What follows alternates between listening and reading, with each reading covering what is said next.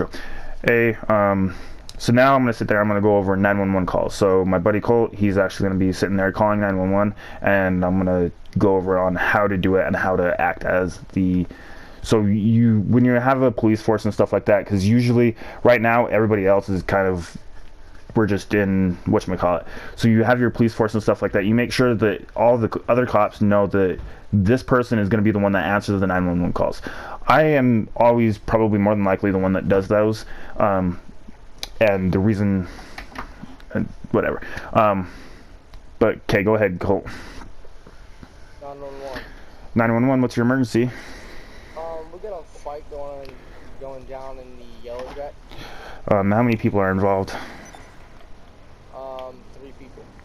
3 people. There's 3 people involved in the fight. Okay, and then what are they all wearing? One's in a plaid white and black shirt with a black hat. One's in a white tank top, and one's in here with no shirt. Okay. So now we hangs up. So now the dispatcher, the person that was on the phone with is going to notify all the officers. This is dispatched to all units. There's a bar fight at Yellow Jack Inn. Please respond, code 3. All right. There's different types of code 3, and I only know code 3. But you can have like a no lights and sirens response, or you can have a lights and sirens response where you just kind of like use it to get through like stop signs and red lights and stuff like that. And whatchamacallit. But code 3 is where you're just racing to get there as fast as you can. But now that I'm hearing stuff like that, because there was a bar fight that was being whatchamacallit, I'm gonna actually pull out my flare gun for whatchamacallit. I'm actually gonna buy some ammo for it. For the taser, yes. And so now I'm gonna go in there. I'm like, hey, if you're fighting in there, stop it. Hey, who's fighting? The people over there that's by the pool table. Okay. So obviously there's nobody here. So he's sitting there saying that there's 3 people fighting over here. So I would then, they're not here. Usually there would be people here to like say that there's people fighting and stuff like that, and I would point my taser at them and stuff like that. All right, got them all cuffed up. Have a good day, sir. That's how that's handled. Sorry about that. I wish that scene was a little bit more feasible for what I was explaining there. But that's how you do a 911 call. And that's how you would treat that said situation and stuff like that. But say there was, I'm gonna use Colt. Come out, Colt, because I'm gonna use you as the person that was antagonizing it just for a second. Where'd you go? I'm in my truck. Okay, so I'm gonna actually have him be the one that was in the fight and stuff like that. Go ahead and step out of the vehicle, sir. All right, so I'm gonna cuff him, cuffs left, cuffs right, and then all right, come with me. Starts walking, grabs you, and starts walking over here. Now, if you're civilians, I really suggest that you don't do what these guys are doing right here, where they just, you know, run up with their monster trucks and ruin the entire immersion of the scene that we were doing.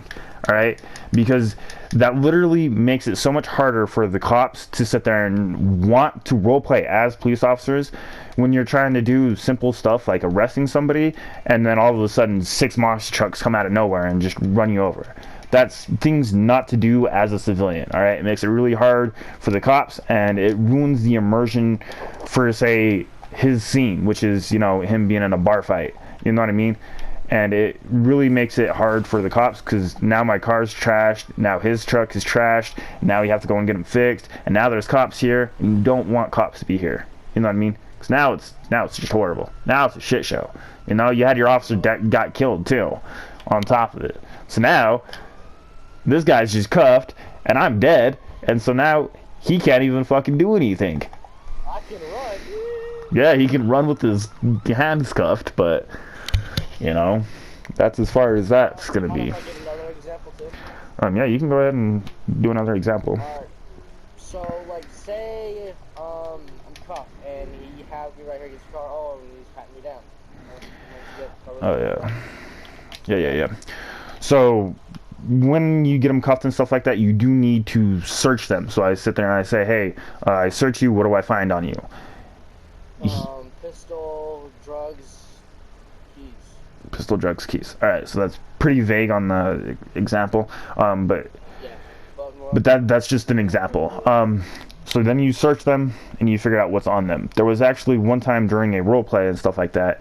I was with a new buddy and stuff like that. He was trying to role play. He fucking hates role play with passion, and I got tased off of my motorcycle, and then the cop came up and so I actually ended up on dying from the taser, and then so I went back to the spot, and the cop literally just sat there and said, "Hey, KLR, watch him." You know, it was my buddy that was the new to the roleplay and stuff.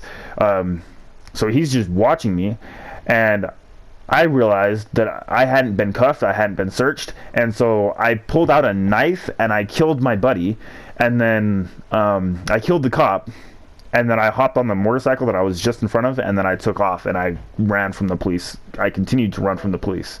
Also, if you don't mind, like, say I'm getting tied down and shit, but say I get mad because the scene's not going right. Don't pull out a fucking AK out of your ass and aim at the officer. That's honestly a no-brainer. You can't fit a minigun up your asshole. I'm sorry, it's just it's unrealistic. It's okay. You get the point. It's unrealistic to the people that are role playing with it, because you know what I mean. I get having a two-handed weapon. That's a completely different story. So if you can go ahead and use a two-handed weapon and stuff like that. But one of the things that I don't think I will ever do during a role play is I will never use any of these guns right here. If it's in that bar right there, I will not use a single one of them. These ones, honestly, I don't use them either. I feel like they're really hard to come by in real life and stuff like that. And like, I've never even seen a grenade or a sticky bomb or anything like that.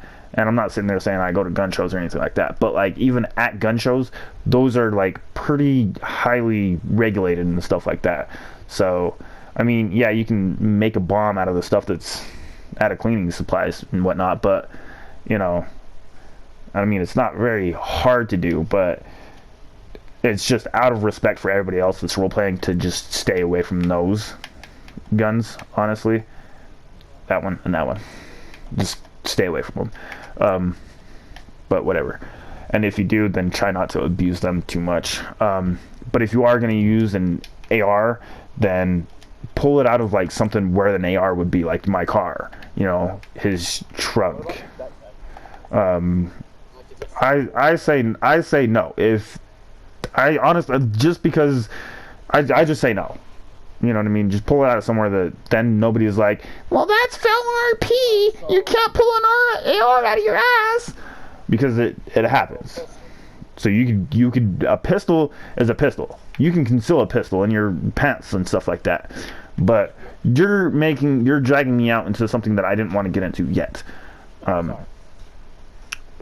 But so I search him and I get him in the back of the car and stuff like that, right?